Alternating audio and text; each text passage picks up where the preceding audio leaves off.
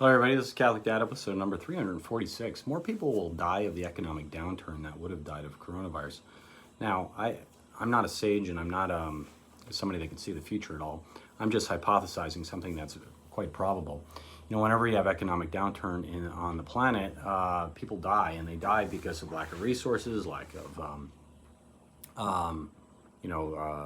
jobs and whatever else. And, you know, a lot of people don't realize the third world doesn't produce enough agricultural product to feed its own people. And so the first world, when it's rich, it takes all its excess and it essentially gives it away to the third world.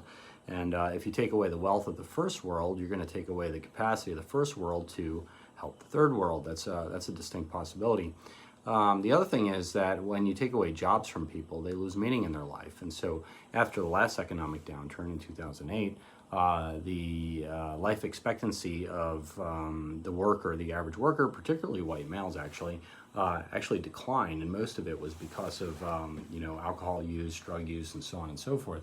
And when people lose their jobs, they turn to medications to self-medicate themselves, and this shortens their life expectancy. It also leads to all sorts of other immoral behaviors. Now, here's the deal: if you shorten life expectancy of, all the people by say 1 or 2 years, you lose a lot of lives in the process of doing that. Granted, you don't see it and you can't track it over the course of say weeks, like in an epidemic or pandemic, but the count is real. And so, I guess I'm just questioning the wisdom of the response to the coronavirus here. This coronavirus is going to kill a lot of people. It appears as if it's starting to.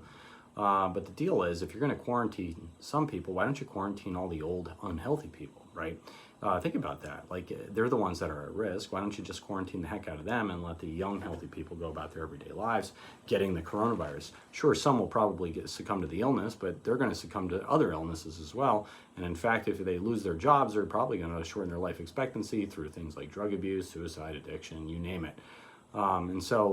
Anyway, I'm not part of the World Health Organization. I'm not an epidemiologist, and I'm just a physician that thinks a lot. And I must say, my suspicion is that more people will die from the economic downturn than will die of coronavirus. And I'm sure, I'm sure of this, the analysis will be there in a year or two. And I'm going to revisit this video because I'm just curious what's going to happen. And the wisdom of our elders right now I have in question, because essentially they've suspended the Constitution of the United States of America because of emergency, which you're not allowed to do. Like, the Constitution's the law, and even in times of war, you're not allowed to suspend the Constitution. So what do you have there, people? You have people that are free as long as the government's not claiming some panic. And then if you claim a panic, then you're no longer free. And so a lot of bad's going to come out of this coronavirus epidemic or pandemic, whatever you want to call it. But my suspicion is what comes out of it is going to be a heck of a lot worse than the lives we would have lost if we acted like everything was normal. Because disease hits populations, and you don't have to do everything in your power to slow down disease, because it's part of living, isn't it? And I think the people, by the way, the people out there, these New World Order people, the big government people, they kind of have a little bit of a hypocrisy or inconsistency in their viewpoint. And the reason why is because they don't believe in a God. They don't believe in an immortal soul. And they also believe in evolution. And I'm not saying I don't believe in evolution, but if you put your stake in the ground and say this is undoubtedly correct, that the survival of the fittest survives, and oh, by the way, there is no God, and I'm kind of an atheist, yet you stand up for New World Order programs that oppress your fellow man to save lives, you're inconsistent. So what you're doing is you're essentially saying evolution, survival of the fittest, but we're actually going to protect the weakest. That's what we're going to do. Even though we don't believe there's a God, there's no afterlife, and we're just going to oppress and tyrannize our fellow man. That's a kind of an inconsistent viewpoint. And so anyway, just something to think about. And I do suspect, and just wait, because Americans aren't very patient. When you start taking away their capacity to feed themselves, to provide for their families, they're going to get mad, particularly if it appears as if the coronavirus epidemic is not as bad as everybody's making it out to be.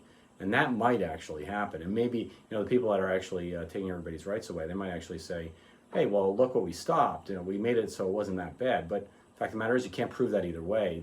The people that are controlling and tyrannizing their fellow man right now over this pandemic are going to win no matter what, because if it gets really bad, they're going to say, see, I told you so, we should have done it earlier. But if it's not that bad, they're going to say, see, I told you so, we actually saved you from a horrible pandemic.